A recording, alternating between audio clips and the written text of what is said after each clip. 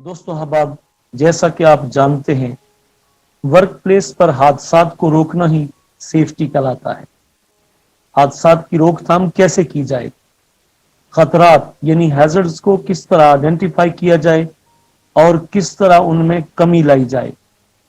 اور رسک کے لیول کو کس طریقے سے قابل عمل یعنی ایکسیپٹیبل لیول پر لایا جائے۔ میں ڈسکرپشن میں ان موضوعات سے متعلقہ لنکس کو شیئر کر دوں گا تاکہ آپ بآسانی اپنی سیفٹی سکلز کو اپ ڈیٹ کر سکیں۔ اگر آپ سیفٹی پریکٹیشنر ہیں تو آپ کو بخوبی پتا ہے کہ بہت تگودوں کے بعد بھی حادثات ہیں کہ ہونے سے باز نہیں آتے، اور اگر حادثہ ہو جائے تو پھر کیا کرنا ہے۔ حادثے کی تفتیش یعنی ایکسیڈنٹ کو کس طرح انویسٹیگیٹ کرنا ہے، آج میں اسی سلسلے کی ویڈیو آپ سے شیئر کرنا چاہ رہا ہوں، کیونکہ لاسٹ ویڈیو میں آپ کو بتا چکا کہ حادثات کو انویسٹیگیٹ کیوں کیا جاتا ہے، حادثات کو انویسٹیگیٹ کرنے کے فوائد کیا ہوتے ہیں، حادثات کو انویسٹیگیٹ کرنے کی اہمیت کیا ہوتی ہے، حادثات کو کون انویسٹیگیٹ کر سکتا ہے، اور ایک ایکسیڈنٹ کو انویسٹیگیٹ کرنے کے لیے اور ایک حادثے کی انویسٹیگیشن کس حد تک مطلوب ہے، یعنی وہ کس کیٹیگری کا ایکسیڈنٹ ہے، اور ایکسیڈنٹ انویسٹیگیٹ کرنے کے کون کون سے مراحل ہوتے ہیں، اور کس مرحلے پر کیا کرنا ہوتا ہے اور کس نے کرنا ہوتا ہے، میں آپ کو یہ سب باتیں باری باری بتاؤں گا۔ بنیادی طور پر ایکسیڈنٹ کی انویسٹیگیشن کو مکمل کرنے کے لیے 4 مراحل سے گزرنا پڑتا ہے۔ پہلا مرحلہ حادثے سے متعلق معلومات اکٹھی کرنا، دوسرا مرحلہ حاصل کی گئی معلومات کا تجزیہ کرنا، تیسرا مرحلہ رسک کنٹرول کرنے والے اقدامات کی نشاندہی کرنا، اور چوتھا مرحلہ عملی منصوبہ بندی اور اس پر مکمل عمل درآمد کرنا۔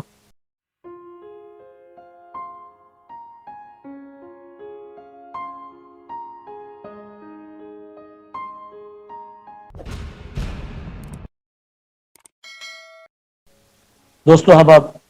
آج کی ویڈیو ایکسیڈنٹ انویسٹیگیشن کے پہلے مرحلے سے متعلقہ ہے کہ حادثے سے متعلق معلومات کس طرح اکٹھی کی جائے، کن کن پہلوؤں کو مد نظر رکھا جائے، کس طریقہ کار پر عمل کیا جائے کہ ہم حقائق کی تہ تک پہنچ سکیں، کوئی ہمیں گمراہ نہ کر سکے، کیونکہ درست معلومات کے حصول کے بغیر ہم ایکسیڈنٹ انویسٹیگیشن کے باقی ماندہ مراحل کو کسی صورت احسن طریقے سے پورا نہیں کر سکتے۔ دوستو احباب، ہم نے یہ جاننے کی کوشش کرنی ہے کہ کیا ہوا، کس وجہ سے ہوا،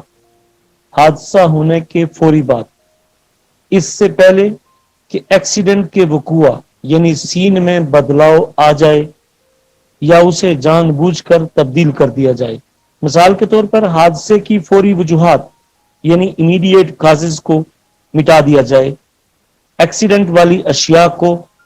ایکسیڈنٹ کے سین سے منتقل کر دیا جائے، سیفٹی گارڈز جو ایکسیڈنٹ کا سبب بنے تھے موقع سے فائدہ اٹھاتے ہوئے حادثے کے بعد انہیں فکس کرنے کی کوشش کی جائے۔ اس طرح کی صورتحال سے تبھی بچا جا سکتا ہے کہ جب آپ فوراً جائے وقوع پر پہنچ جائیں اور سین آف ایکسیڈنٹ کا کنٹرول سنبھال لیں، تاکہ آپ درست معلومات بھی حاصل کر سکیں اور ایکسیڈنٹ کی ممکنہ وجوہات میں تبدیلی کو بھی روک سکیں۔ عینی شاہدین یعنی جن لوگوں نے حادثہ ہوتے دیکھا ان کی نشاندہی ہو سکے اور حادثے کے بعد کیا ہوا آپ وہ سب بھی جان سکیں۔ جہاں تک معلومات اکٹھا کرنے کے لیے وقت اور کوشش کا تعلق ہے، اس کا دارومدار حادثے کی نوعیت، نقصانات اور کس لیول کی انکوائری کی جانی ہے اس پر ڈیپینڈ کرتا ہے۔ لیکن سین آف ایکسیڈنٹ سے آپ کو drawings, safety permits, competency certificates, training certificates, گواہوں کے نام، ان کی شناخت، جائے وقوع کی تصاویر، میجرمنٹس اور اپنی آنکھوں سے دیکھے احوال کو نوٹس کی صورت میں ریکارڈ کر لینا ہے۔ دوستو احباب، یہاں پر یہ بات بھی یاد رکھنے کی ہے کہ آپ نے سین آف ایکسیڈنٹ سے ملی کسی بھی چیز کو اس وقت تک ضائع نہیں کرنا، تلف نہیں کرنا، جب تک کہ ایکسیڈنٹ کی انویسٹیگیشن مکمل نہیں ہو جاتی۔ دوستو احباب، معلومات کے حصول کے لیے آپ کو وہاں پر موجود لوگوں سے جن کے ساتھ یہ حادثہ پیش آیا، اگر وہ ہوش میں ہوں اور بات چیت کے قابل ہوں، یا پھر جنہوں نے حادثے کو ہوتے دیکھا، ان سب سے سوالات پوچھنے ہیں۔ اور ان سوالوں میں جو سب سے پہلا سوال ہوتا ہے وہ ہوتا ہے کہ ایگزیکٹلی کہاں پر اور کس وقت حادثہ پیش آیا۔ سوال نمبر 2، کون زخمی ہوا یا کس کی صحت حادثے کے باعث بگڑ گئی؟ کیا زخم یا بیماری حادثے کی وجہ سے ہوئی، یا پھر سین آف ایکسیڈنٹ پر پڑا شخص پہلے سے ہی کسی تکلیف یا بیماری کا شکار تھا؟ آپ نے زور دینا ہے کہ کیا ہوا اور کیسے ہوا۔ اس موقع پر آپ نے جوش کا نہیں، ہوش کا مظاہرہ کرنا ہے۔ یہاں پر آپ کو وہ کہانی بھی سنائی جا سکتی ہے کہ جس کا حادثے سے سرے سے کوئی تعلق ہی نہ ہو،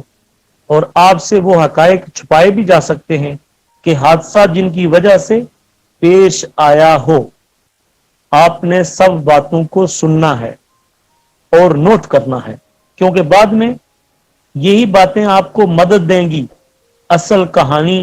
اور اصل کرداروں کی شناخت اور نشاندہی کرنے میں۔ دوستو احباب، حادثے کے وقوع پر سوال نمبر 3، حادثہ کیسے پیش آیا اور کیا حادثے کی وجہ کوئی مشین یا اکوپمنٹ تھا؟ آپ نے حادثے اور اس کے نتیجے میں ہونے والے واقعات کو ترتیب سے نوٹ کرتے جانا ہے۔ مثال کے طور پر زخمی شخص، چشمدید گواہ، لائن مینیجر، ایکسیڈنٹ کی لوکیشن کا سیفٹی پریکٹیشنر، اور جن کے ساتھ یہ حادثہ پیش آیا ان کے ساتھی ورکرز، سب سے یہ پوچھنا ہے کہ کیا ہوا اور کس وجہ سے ہوا۔ خاص طور پر اگر زخمی لوگ موقع پر ہی موجود ہیں تو زخمیوں کی حالت کو نوٹ کرنا ہے کہ حادثے سے پہلے وہ کیسے تھے اور اب حادثے کے بعد وہ کس حالت میں ہیں۔ لیکن اس بات کو کبھی نہیں بھولنا کہ آپ نے جرم کو تقسیم کرنے، ذمہ داری کو تفویض کرنے یا پھر ایکسیڈنٹ کے ممکنہ اسباب پر فوراً اپنی رائے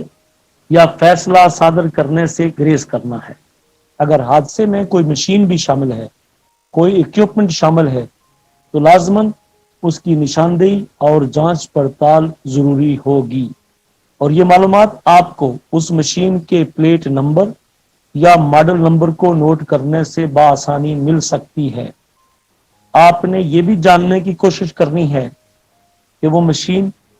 کب بنی تھی، اس کی اگر کوئی ماڈیفیکیشن ہوئی تھی تو وہ کب ہوئی تھی،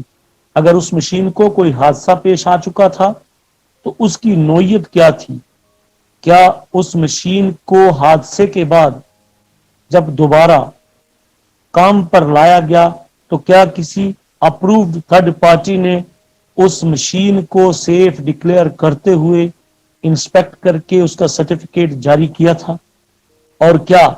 جب اس مشینری کو پروجیکٹ کی سائٹ پر منتقل کیا گیا تو سائٹ سٹاف نے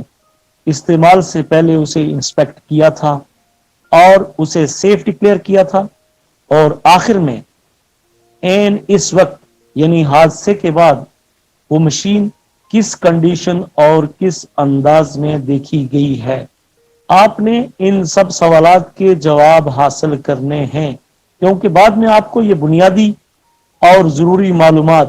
حاصل نہیں ہو سکے گی۔